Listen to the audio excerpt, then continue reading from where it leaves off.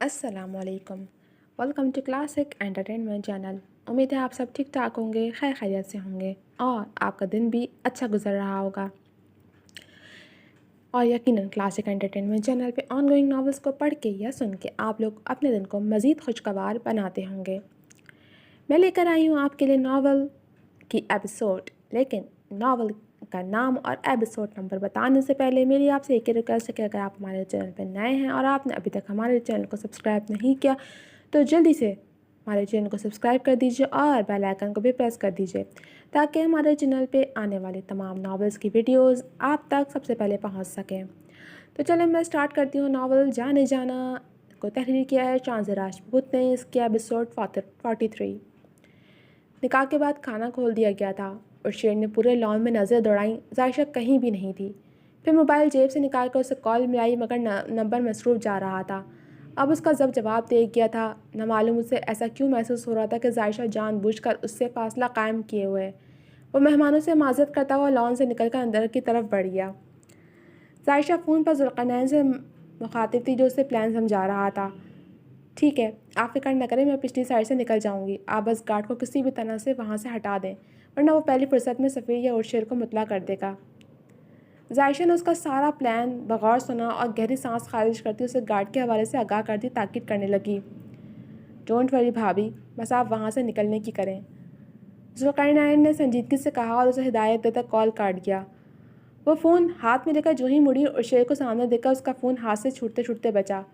चेहरे का रंग लम्हे में मुतगय्यर हुआ था।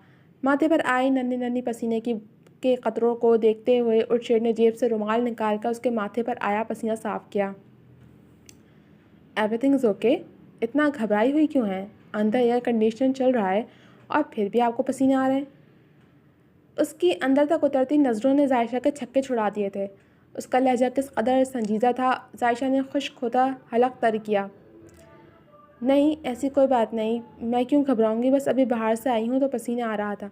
अब बॉडी टेम्परेचर मेंटेन होने में वक्त तो लगता है ना। उसने बात बनाई तो उर्शेर ने उसे दोनों कंधों से थाम कर करीब किया।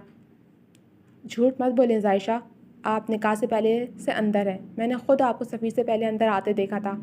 अब तक तो पसीना खुश्क हो जाना चाहिए था। मुझे ऐसा क्यों लग रहा है कि आप मुझसे कुछ छुपा रही हैं, बल्कि नहीं, आप तो खुद मुझसे छुपती फिर रही हैं। और अब तो मुझे लगता है कि आप 2 दिन पहले यहाँ आई भी इसीलिए थी कि मेरी नज़रों से दूर रह सकें। वो सर्द लहजे में चटखते आसाब लिए जायशा पर बरस पड़ा तो वो उसके इस कदर सही अंदाज़ों पर जहाँ शशद्दर रह गई वहीं उसकी आखिर बात पर तड़प कर नफ़ी में सर हिलाया। आप ऐसा कैसे कह सकते हैं? मैं आपसे दूर जाने का सोच भी नहीं सकती, और जिस लम्हे में ऐसा सोचूं तो खुदा करे वो ज़मीन पर मेरा आखिरी लम्हा हो। और शेर की बात ने उसे तकलीफ़ पहुंचाई थी। वो दोहरी अज़ियत में थी। एक तरफ वो फैसला किए बैठी थी तो दूसरी तरफ उर्शेर की बासपुरस और उसका रवैया उसे दुख पहुंचा रहा था।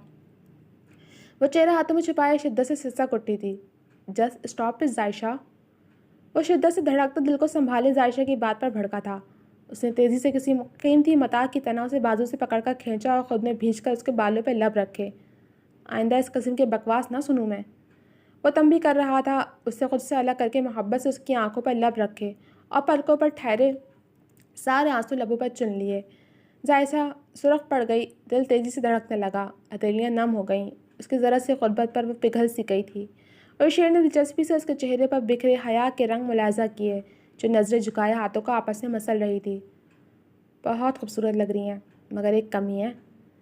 और शेर ने गहरी बेबाक नज़रों से उसे तकते उसके दोनों हाथ थाम कर पुरसोच अंदाज में कहा तो जायशा ने इस्तेफाम में नज़रों से उसे देखा। इन हाथों में गजरे नहीं हैं, उर्शे ने खफगी से कहा और झुककर मेहंदी लगी हथेलियों पर बोसा दिया। जायशा की मुस्कुराहट इस लम्हे कितनी खूबसूरत थी, कोई उर्ट शेर से पूछता। आपने लाकर ही नहीं दिए। उसने मुस्कुराहट दबाई। उफ, मुझे याद ही नहीं रहे। आप मुझे एक कॉल करके याद दिला देती जायशा, मगर अभी भी देर नहीं हुई। मैं लेकर आता हूँ, आप यहीं रुकें। वह तासुफ से सर पर हाथ मारकर गोया हुआ, फिर चेहरे पर मुस्कुराहट सजाए उजलत कहता वहाँ से निकल गया। जायशा उसके साथ गुजारे लम्हों को तूल देना चाहती थी। वह उसका बाजू थाम कर रोक भी लेती मगर जुल्करनैन बाहर उसका इंतज़ार कर रहा था। वह गहरा सांस लेती बाहर निकली और लॉन में लगे शामियाने के पीछे से होती हुई बैरूनी दरवाजे के पास पहुंचकर गार्ड की गैर मौजूदगी का इत्मीनान कर लेने के बाद दहलीज अबूर कर गई। सामने ही जुल्करनैन की गाड़ी से टेक लगाए खड़ा उसका मुंतज़िर था। वो धड़कते दिल के साथ तेज़ी से आकर उसकी गाड़ी में बैठ गई।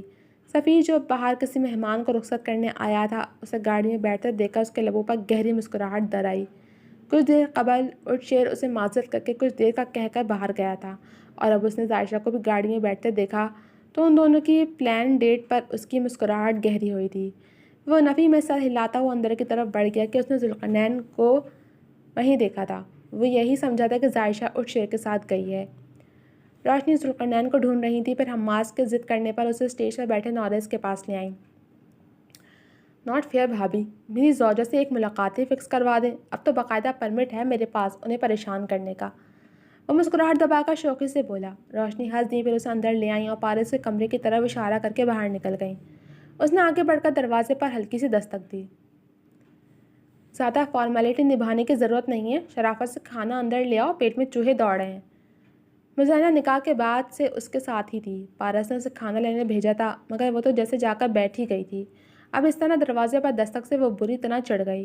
اسے یہی لگا کہ مزینہ اسے چڑھا رہی ہے، تبھی جھنجھلا کر گویا ہوئی، مگر اس کا دل اچھل کر حلق میں اس وقت آیا جب وہ مڑی اور سامنے ہینڈسم اور ڈیشنگ سے نوریز کو کھڑے دیکھا، جو سفید کڑکڑاتے شلوار سوٹ میں دونوں بازو سینے پر لپیٹے پرشوق نظروں سے اسے دیکھ رہا تھا۔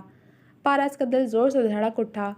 فون پر تڑاک تڑاک کر کے زبان چلانا اور جواب دینا الگ بات تھی، اور سامنے الگ۔ اب تو اس شخص سے باقاعدہ رشتہ جڑ چکا تھا۔ ایک فطری جھجک اور حیا مانے تھی، بلکہ خود بخود جھک گئیں اور زبان تو گویا حلق میں ہی کہیں گم ہو گئی تھی۔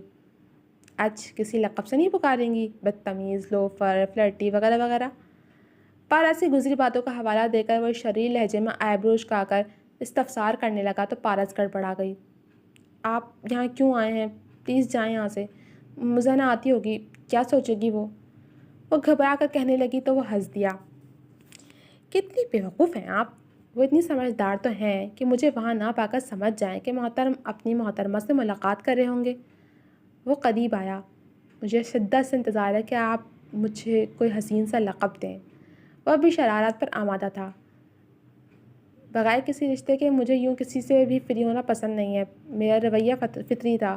وہ سب القابات آپ کی حرکتوں کو دیکھ کر ہی دیے تھے۔ اب جب کہ آپ میرے محرم بن چکے ہیں تو صرف ایک ہی لقب ہے میرے پاس آپ کو دینے کے لیے، مسٹر شوہر۔ وہ نظر جھکائے اپنے مہندی لگے ہاتھوں پر نظر جمائے، مسکراہٹ لبوں پر دبائے گویا ہوئی تو نوریز نے اس کے انداز و اطوار پر ستائشی نظروں سے نوازا اور آگے بڑھ کر اس کا چوڑیوں سے بھرا حنائی ہاتھ تھام لیا۔ مسٹر شوہر کا لقب دل کو ٹھا کر کے لگا ہے۔ دوسرا ہاتھ اپنے دل کے مقام پر رکھ کر وہ ترنگ میں گویا ہوا۔ مہندی آپ پر بہت سوٹ کر رہی ہے، اور یہ چوڑیاں، یہ تو بہت سج رہی ہیں ان کلائیوں میں۔ آپ ہمیشہ میرے لیے اسی طرح خود کو سجا سنوار کر رکھیے گا۔ مجھے ان ہاتھوں پر مہندی بہت خوبصورت لگتی ہے، اور ان چوڑیوں کی کھن کھن کی آواز بہت بھلی معلوم ہوتی ہے۔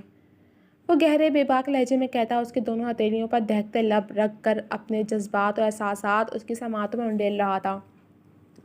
پارس سانس روکے کھڑی تھی، قندھاری انار جیسی دہکتی رنگت لیے لرزتی پلکوں کی چلمن اٹھا کر اس نے شاندار سے نوریز کو دیکھا، جو آنکھوں میں خمار لیے چند انچ کا فاصلہ بھی عبور کر گیا۔ اس کا چہرہ تھام کر اس کی بے داغ سبھی پیشانی پر دہکتا خوشبودار لمس چھوڑتے وہ پیچھے ہٹا۔ پارس کپکپا کر رہ گئی۔ اس کی ٹانگوں میں جان باقی نہ رہی۔ قبل اس سے کہ وہ لڑکھڑا کر گر جاتی، نوریز نے پھرتی سے اسے تھاما۔ ارے ارے، آپ تو ابھی سے حواس کھو رہی ہیں، میں نے تو ابھی کچھ کیا ہی نہیں۔ وہ ہنس کر گویا ہوا تو پارس کی ہتھیلیوں میں پسینہ پھوٹ پڑا۔ نوریز کو اس کی حالت پر رحم آ گیا۔ جیب سے ایک مخملی ڈبیا نکال کر اس نے پارس کو تھمائی۔ یہ نکاح کا تحفہ آپ کے لیے خریدا تھا، امید کرتا ہوں پسند آئے گا۔ وہ مسکراہٹ لبوں پر سجائے ایک الوداعی نظر اس کے حسین و دلکش سراپے پر ڈالتا کمرے سے نکل گیا تو پارس نے سکون کی سانس خارج کی۔ وہ آ تو گئی تھی، مگر دل سوکھے پتے کے مانند لرز رہا تھا۔ ذوالقرنین نے پلان کے مطابق گاڑی کی نمبر پلیٹ ارشیر کی گاڑی کی نمبر پلیٹ جیسی لگوا لی تھی۔ گاڑی پر بلائنڈ چڑھے ہوئے تھے۔ گاڑی اس نے ارشیر کے گھر کے قریب سے لی تھی تاکہ ارشیر اور عائشہ پر نظر رکھنے والوں کو یہی لگے کہ گاڑی میں ارشیر اور عائشہ موجود ہیں۔ ذوالقرنین نے بیک ویو مرر پر نظر ڈالی اور لب بھینچ لیے۔ عائشہ نے اس کی طرف دیکھا۔ کوئی ہمارا پیچھا کر رہا ہے۔ عائشہ نے لب کچائی کی۔ یہی پلان تھا بھابھی کہ یہ لوگ ہمارا پیچھا کریں۔ ارشیر کے گھر سے نکلنے والی سڑک سے گاڑی نکالنے اور نمبر پلیٹ تبدیل کرنے کا یہی مقصد تھا۔ اور اس نے عائشہ کی بات کا جواب دیا۔ آپ اتنے وثوق سے کیسے کہہ سکتے ہیں؟ اتنی رات گئے کوئی اور بھی تو ہو سکتا ہے۔ عائشہ نے خدشہ بیان کیا۔ مجھے ابھی بھی میری ٹیم کے بندے کا میسج موصول ہوا ہے۔ یہ اسی کے آدمی ہیں جو اس نے آپ کی جاسوسی اور اغوا کاری کے لیے چھوڑ رکھے ہیں کہ آپ کب باہر نکلیں اور یہ آپ کو اغوا کریں۔ وہ سنجیدگی سے بتا رہا تھا۔ عائشہ نے سمجھتے سر ہلایا۔ دو گاڑیاں مسلسل ان کا پیچھا کر رہی تھیں۔ میں گاڑی اگلی سڑک پر روکوں گا، وہاں بائیں طرف روڈ کراس کر کے ایک چھوٹی سی دکان ہے۔ میں فون کان سے لگائے بظاہر گفتگو کرتا ہوا آپ کے لیے کوئی کھانے پینے کی چیز لینے دکان تک جاؤں گا، ان لوگوں کو یہ موقع دینے کا کہ وہ آپ کو اغوا کر لیں، اور میرے گاڑی سے نکلنے کے بعد وہ لوگ ایسا ہی کریں گے۔ آپ کو ہمت سے کام لینا ہوگا بھابھی۔ یہ چین گلے میں ڈال لیں، اس میں مائکرو چپ ہے جس سے ہم آپ کو ٹریس کر سکتے ہیں، اور یہ رنگ پہن لیں، اس کے اندر میں مائکرو کیمرہ فٹ ہے۔ ذوالقرنین نے چلتی گاڑی میں اسے ہدایت کی اور جیب سے چین اور انگوٹھی نکال کر اس کے حوالے کی۔ عائشہ نے چین اور انگوٹھی دونوں پہن لی۔ میں خدا کو حاضر ناظر جان کر یہ عہد کرتا ہوں کہ اس شخص کی گردن تک ضرور پہنچوں گا، اور آپ کو اس کے چنگل سے نکالنے کے لیے جان کی بازی بھی لگانی پڑے تو دریغ نہیں کروں گا۔ بس آپ نے ہمت نہیں ہارنی، اس کے چنگل میں رہ کر کوئی بھی ایسی بات نہیں کرنی جو اسے یہ اشارہ دے کہ یہ سب سوچی سمجھی سازش ہے اسے پکڑنے کے لیے، ورنہ ہم سب کو بہت بھاری نقصان اٹھانا پڑ جائے گا، اور اس نقصان کے لیے عشر مجھے آخری سانس تک معاف نہیں کرے گا۔ آپ سمجھ رہی ہیں نا؟ ذوالقرنین نے موبائل پر بلنک کرتے روشنی کے نمبر کو ضبط سے نظر انداز کیا تھا اور پوری توجہ سے عائشہ کی برین واشنگ کر رہا تھا جو سر اس بات میں ہلا رہی تھی۔ اور ہاں، کوشش کیجیے گا کہ یہ رنگ سیدھی رہے تاکہ ویڈیو میں اس خبیث کا مکروہ چہرہ آ سکے۔ سنجیدگی سے کہتا وہ موڑ کاٹ چکا تھا، اور کچھ آگے جا کر اس نے عائشہ کو بیسٹ آف لک کہہ کر گاڑی روکی اور دروازہ کھول کر باہر نکل گیا۔ ذوالقرنین کی پشت ان کی طرف تھی تو وہ اندازہ نہیں لگا سکے کہ اس شیر کی جگہ کوئی بھی ہو سکتا ہے۔ وہ اسی انداز میں دکان تک چلا گیا۔ عائشہ کا دل بری طرح کانپ رہا تھا آنے والے لمحات کے لیے، گرچہ وہ خود کو پہلے سے تیار کر چکی تھی، مگر ایک خوف اب بھی دل میں کنڈلی مارے بیٹھا تھا۔ گاڑی میں سوار نقاب پوش بندوقیں ہاتھ میں لیے تیزی سے کار تک آئے۔ دھاڑ سے عائشہ کی طرف کا دروازہ کھولا اور ایک بندوق کا دستہ عائشہ کے سر پر زور سے مارا۔ سیاہ رات میں سنسان سڑک پر عائشہ کے دل خراش چیخیں نکلی تھیں۔ ذوالقرنین نے کھولتے دماغ سے اس کی چیخیں سنی تھیں۔ اس کے سر سے خون بہتا ہوا رخسار اور ٹھوری تک بہہ کر چہرہ سرخ کر گیا تھا۔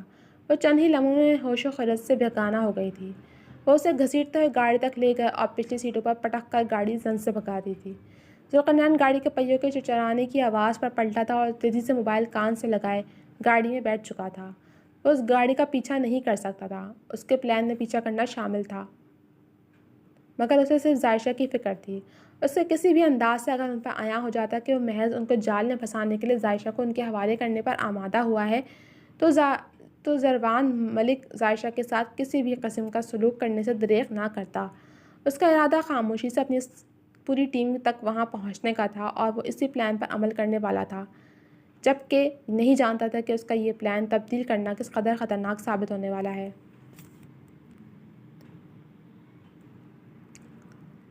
وہ سفیر سے معذرت کر کے قریبی فلاور شاپ سے عائشہ کے لیے گجرے لینے گیا تھا، مگر رات زیادہ ہونے کے باعث قریبی سبھی دکانیں بند ہو چکی تھیں۔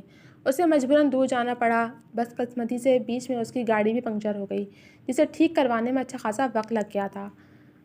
وہ عائشہ کا خفا چہرہ تصور کر کے مسکراہٹ دبا گیا تھا۔ گھر واپسی پر اسے کافی ٹائم ہو گیا تھا۔ وہ جو ہی گاڑی سے نکلا گجرے اٹھا کر جیب میں ڈالنے لگا تو گجرے میں پروئے سارے گلاب پتی پتی ہو کر بکھر گئے۔ وہ ششدر رہ گیا۔ اسٹیل کے تار میں صرف پھول کی سب ڈوریاں اور ڈوریوں سے جڑے چند ایک پھول پتے رہ گئے تھے۔ وہ پنجوں کے بل بیٹھا اور بکھری پتیوں کو مٹھی میں لیا تو دل خوف سے لبریز ہو گیا۔ نہ معلوم کیوں دل کسی انہونی کے احساس سے گہرائیوں میں ڈوب کر ابھرا تھا۔ پتیوں کا یوں ٹوٹ کر بکھرنا کوئی اچھا شگون نہیں دے رہا تھا۔ اور شیر دھڑکتے دل کے ساتھ اٹھا اور خیر کی دعا لبوں پر سجائے اندر بڑھ گیا۔ مزنی کی ممی کی کال تھی۔ وہ اس کے لیے ازحد پریشان تھیں۔ وہ جلدی آنے کی تاکید کر رہی تھیں۔ وہ انہیں تسلی دے کر فون کال کاٹ کر مڑی تو سمی کو دیکھ کر چونک گئی، جو پوری تقریب میں اسے گہری نظروں سے دیکھتا رہا تھا۔ اس کی بولتی پرشوق اور پیام دیتی نرم گرم سی نگاہوں نے پورے وقت اسے اپنے حصار میں لیے رکھا تھا۔ رینا اور سہاگ تو باقاعدہ اسے معنی خیز نظر سے دیکھ رہی تھیں، مگر وہ تھی کہ جان کر بھی انجان بنی رہی۔ حتیٰ کہ سمی کی والدہ کے محبت بھرے انداز پر بھی وہ کان لپیٹے سب سنتی اور دیکھتی رہی تھی۔ وہ یہاں صرف تقریب میں شامل ہونے آئی تھی، نہ کہ کوئی اسکینڈل کھڑا کرنے۔ اس کے گھر کا ماحول اس قدر آزادانہ نہیں تھا۔ اس کی ممی کو بھنک بھی پڑ جاتی تو اس کے خوب لگتے لیتی۔ سو بہتری اسی میں تھی کہ وہ خاموش تماشائی بنی رہتی۔ محض چند گھنٹوں کی ہی تو بات تھی۔ آپ مجھے اس قدر ناپسند کیوں کرتی ہیں مزنی؟ کیا کوئی خاص وجہ ہے؟ پہلے مجھے لگا تھا کہ میرا اب شام کرمانی کے ساتھ رہنا اور اس کا دوست ہونا ہی شاید عظیم جرم ہے، مگر اب تو سب واضح ہے۔ پھر بھی مجھے آپ کے رویے میں لچک نظر نہیں آ رہی۔ وہ پشت پر ہاتھ باندھے اسے گہری نظروں سے دیکھتا دل میں آئی بات زبان پر شکوے کی صورت لے آیا تھا۔ کیوں رکھوں میں اپنے رویے میں آپ کے لیے لچک؟ کیا لگتے ہیں آپ میرے؟ کیا رشتہ ہے آپ کا مجھ سے؟ مجھ سے اس قسم کے شکوے شکایات کا کوئی حق نہیں رکھتے آپ، سمجھے؟ اور ایک اور بات، کسی بھی شریف مرد کو یہ زیب نہیں دیتا کہ وہ بھرے مجمع میں ایک باحیا اور باکردار لڑکی کو بے باک اور گندی نظروں سے دیکھیں، نہیں بلکہ گھوریں۔ وہ پھٹی تو پڑی تھی، کب سے دوستوں کی اور ارد گرد کے لوگوں کی ان عجیب نظروں سے غیر آرام دہ محسوس کروا رہی تھی۔ سمی نے لب بھیچے اور لہو رنگ آنکھوں سے مزنی کو دیکھا۔ مس مزنی، نظروں کو پڑھنا اور پرکھنا سیکھیں۔ ہر اٹھنے والی نظر گندی اور بے باک نہیں ہوا کرتی۔ نظروں میں احساسات اور جذبات بھی ہوتے ہیں جنہیں مقابل تک پہنچانا ہی مقصد ہوتا ہے، مگر آپ جیسی سرد مزاج جذبات سے عاری لڑکی ان خرافات کو کہاں سمجھے گی؟ وہ سنجیدگی سے بولا تو مزنی کے ماتھے پر بل پڑ گئے۔ کسی کے دل تک جذبات اور احساسات پہنچانے کا ایک یہی طریقہ اور یہی وقت باقی نہیں رہ گیا؟ دنیا میں اور بھی کئی طریقے اور موقع ہیں جن وقتوں میں ہر اٹھتی نظر استحقاق بھری اور جائز ہوتی ہے، اور پھر طور طریقوں پر بھی کوئی پابندی عائد نہیں ہوتی۔ مزنی ایک سنجیدہ اور سری سی نظر سمی کی شاندار پرسنالٹی پر ڈال کر ایک طرف سے نکل گئی تھی، جبکہ سمی حیرت سے ساکت مزنی کے لفظوں کو سمجھنے کی کوشش کر رہا تھا، اور جب اس کی سمجھ آیا تو ایک گہری مسکراہٹ اس کے لبوں پر در آئی۔ جس وقت وہ لوم دے واپس آیا، مہمان عادت سے زیادہ جا چکے تھے، کچھ رخصت لے کر جا رہے تھے، مزنی بھی شاید جا چکی تھی۔ روشنی بھی گھر چلنے کا سوچ رہی تھی، مگر اٹھ کہیں دکھائی نہیں دے رہا تھا، نہ ہی فون اٹھا رہا تھا۔ آہستہ آہستہ کر کے سارے مہمان رخصت ہو گئے۔ خرم اور مزینہ بس سب سے مل کر گھر جا رہے تھے۔ خالدہ بیگم تو اسے یہیں روکنا چاہ رہی تھیں، مگر وہ خود خرم کی وجہ سے رکنا نہیں چاہتی تھی۔ ان دونوں کے جانے کے بعد سعدیہ بیگم اور اعجاز صاحب نے بھی جانے کی ٹھانی تو خالدہ بیگم اور سفینہ نے سختی سے وہیں روک لیا۔ نورس بھی عرشیر کو کال کر رہا تھا، مگر وہ کال نہیں اٹھا رہا تھا۔ سفینہ نے اس کے پریشان چہرے پر نظر ڈالی تو مسکرا دیا۔ موصوف بیگم کو لے کر ڈرائیو پر نکلے ہوئے، اب تک تو کافی دیر ہو چکی ہے، وہ شاید گھر پہنچ گئے ہوں گے۔ سفینہ سے مطلع کیا تو نورس نے چونک کر اسے دیکھا۔ بھائی اتنے غیر ذمہ دار نہیں ہیں، وہ ایک میسج یا کال ضرور کرتے ہیں، اگر وہ لیٹ ہو جائیں تو اس صورت میں بھی وہ اطلاع کر دیتے ہیں، اگر تو گھر پہنچ چکے ہوں تو تب بھی کال دیتے مجھے یا بھابھی کو۔ وہ پریشان و متفکر لہجے میں کہہ رہا تھا۔ ہو سکتا ہے آپا کی موجودگی میں کچھ یاد ہی نہ رہا ہو۔ سہاد نے شریر لہجے میں چٹکلا چھوڑا۔ میں لینڈ لائن پر کال کرتا ہوں، اگر وہ گھر پر ہوئے تو ملازمہ بتا دے گی۔ نورس نے کال ملا کر موبائل کان سے لگایا۔ کچھ دیر بجتے رہنے کے بعد کال اٹھا لی گئی اور ملازمہ نے اسے یہی بتایا کہ گھر میں کوئی بھی نہیں ہے، جسے سن کر اس کی پریشانی مزید دوچن ہو گئی تھی، جبکہ داخلی دروازے سے اندر آتے عرشیر کو دیکھ کر سفیر ہلکے پھلکے انداز میں مسکرایا۔ لو آ گئے صاحب بہادر، تم تو خواہ پریشان ہو رہے تھے۔ سفیر کے کہنے پر نورس سمیت سب نے عرشیر کو دیکھ کر سکون کی سانس لی، جبکہ وہ جو پہلی اندیشوں کا شکار تھا سب کی موجودگی میں عائشہ کو نہ پا کر عجیب سی بے چینی محسوس کرنے لگا۔ شیر، رات بہت ہو گئی ہے، گھر چلتے ہیں۔ روشنی نے حماس کو کندھے سے لگا کر تھپکا، وہ کچی پکی نیند میں تھا۔ ٹھیک ہے، آپ عائشہ کو بلا لیں، میں باہر ویٹ کر رہا ہوں۔ وہ سفیر سے مل کر اب اعجاز صاحب کی طرف بڑھا تھا، مگر اس کے لفظوں پر سفیر ہی نہیں وہاں بیٹھے سب لوگوں کی شدید ترین جھٹکا لگا تھا۔ کیا مطلب؟ آوا تو آپ کے ساتھ گئی تھی نا؟ تشویش بھرے لہجے میں سفیر نے استفسار کیا تو اب کی بات جھٹکا لگنے کی باری عرشیر کی تھی۔ نہیں، میرے ساتھ کیوں جائیں گی؟ میں تو اکیلے ہی گیا تھا کسی کام سے باہر، اور تمہیں بتا کر تو گیا تھا، پھر تم یہ کیسے کہہ سکتے ہو کہ عائشہ میرے ساتھ گئی تھی؟ ماتھے پہ بے شمار بل لیے وہ ناگواری سے بولا۔ مگر میں نے خود انہیں گاڑی میں بیٹھتے دیکھا ہے۔ سفیر کی پریشانی گہری ہوئی، اور شیر کا غم و غصے سے برا حال تھا۔ اس نے متعدد بار عائشہ کا نمبر ڈائل کیا جو بن جا رہا تھا۔ سلام بی بی جی، یہ گھڑی مجھے وہاں باہر گھاس سے پڑی ہوئی ملی ہے، شاید کسی مہمان کی گر گئی ہے۔ ملازمہ نے سلور کلر کی راڈو کی گھڑی لا کر سہاب کی طرف بڑھائی تو اس نے خاموشی سے تھام کر اسے جاننے کا اشارہ کیا، غور سے اس گھڑی کو دیکھا۔ یہ تو ذوالقرنین بھائی کی گھڑی ہے۔ سہاب نے گو کے بڑبڑانے والے انداز میں خود کلامی کی تھی، مگر ٹینشن زدہ خاموش ماحول میں اس کی آواز اور شیر کے سماعتوں سے ہرگز محروم نہ رہی تھی۔ وہ ذوالقرنین کے نام پر بری طرح چونکا، پھر اس نے ذوالقرنین کا نمبر ڈائل کرنا چاہا تو موبائل چارج نہ ہونے کے باعث بند ہو گیا۔ بھابھی، ذوالقرنین کا نمبر ملائیں، اس نے سنجیدگی سے کہا تو روشنی نے حماس کو ساجدہ بیگم کی گود میں دیا اور نمبر ڈائل کرنے لگیں۔ متعدد بار ڈائل کرنے کے بعد بھی کال جا رہی تھی، مگر وہ اٹھا نہیں رہا تھا۔ عائشہ کا نمبر بند تھا، ذوالقرنین کال نہیں اٹھا رہا تھا۔ تقریر سے عائشہ غائب تھی تو ذوالقرنین بھی بغیر کسی کو بتائے، بغیر کسی سے ملے چلا گیا تھا۔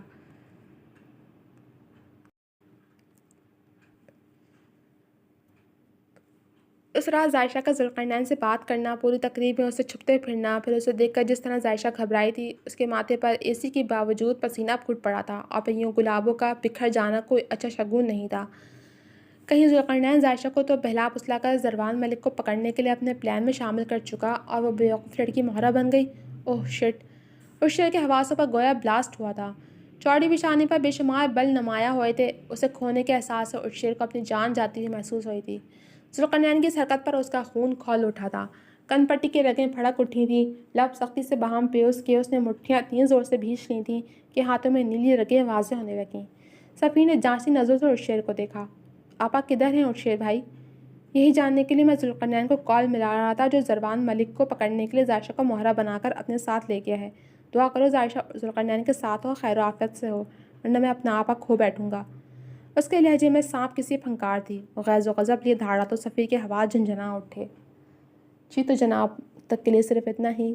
کیسی لگی آپ کو یہ قسط؟ امید ہے پسند آئی ہوگی۔ کیا ہوگا آگے؟ کمنٹ سیکشن میں اپنی رائے کا اظہار ضرور کیجیے گا۔ ملوں گی آپ سے اگلے ایپیسوڈ کے ساتھ، تب تک کے لیے اللہ حافظ۔